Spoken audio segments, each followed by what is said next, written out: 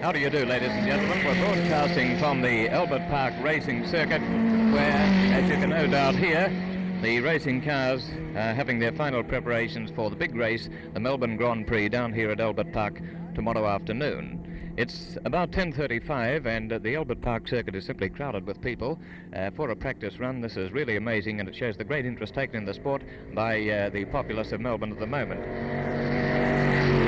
There's any number of cars. In fact, there are thousands of cars parked outside. It's paid admission today even to see the practice, but all the top drivers are practicing today. At the moment, Sterling Moss is on the circuit, and he's clocking lap times.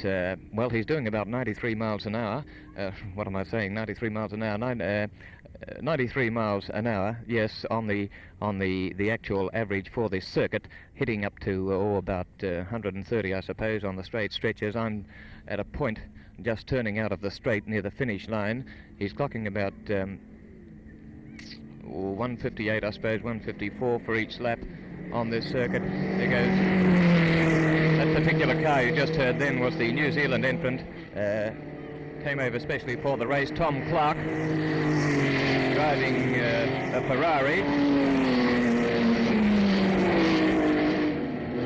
Stan Jones went by then in his Maserati 250F, must have been doing about 120 to 130 as they turned out of the bend to go round the Jaguar corner.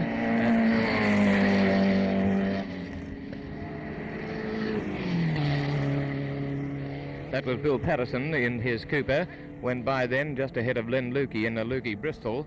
These cars are certainly burning up the track. There's been a lot of rain about down here at Albert Park, but the track at the moment is quite dry.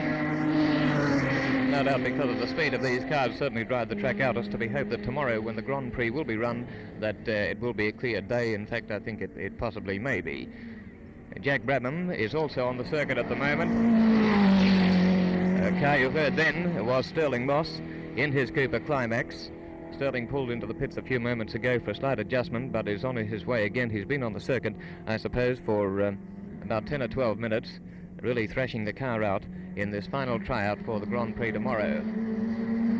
Jack Brabham, as I was saying, is also on the circuit. Brabham is driving the same type of car as Sterling Moss, a Cooper Climax, not quite as powerful, and perhaps that could make the difference tomorrow between winning and losing the race.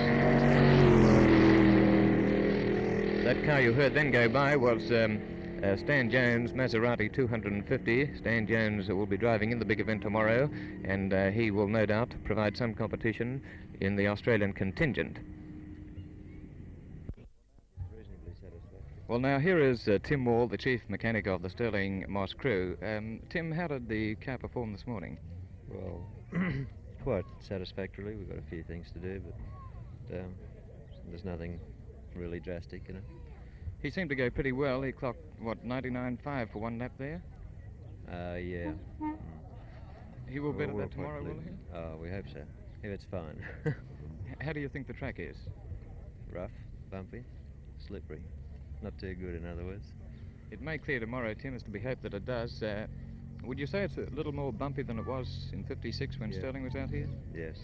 Yeah, I do so. More usage, I suppose. Tim, in the event of rain, he's not carrying any special tyres, is he? No, we aren't. Just the normal ones. We may cut some if just to be prepared, but probably not. It wasn't too bad today, so we'll leave it go, probably. Yes, Tim, in the event of Sterling having to pull in through, say, a puncture, how long would it take your crew to change the wheel? Oh, front wheel, well, it would be just hopeless. Back wheel might take us a minute. It's 4 nuts, I think. But a front wheel is just out of the question. It's much tougher, is it, the front? Yeah, it's quite a long job. Change front wheels. What octane fuel would he be using in that particular car, Tim? It's only aviation gas, that's all. Aviation gasoline. I see also that one of your able crew members is Graham Hoynville.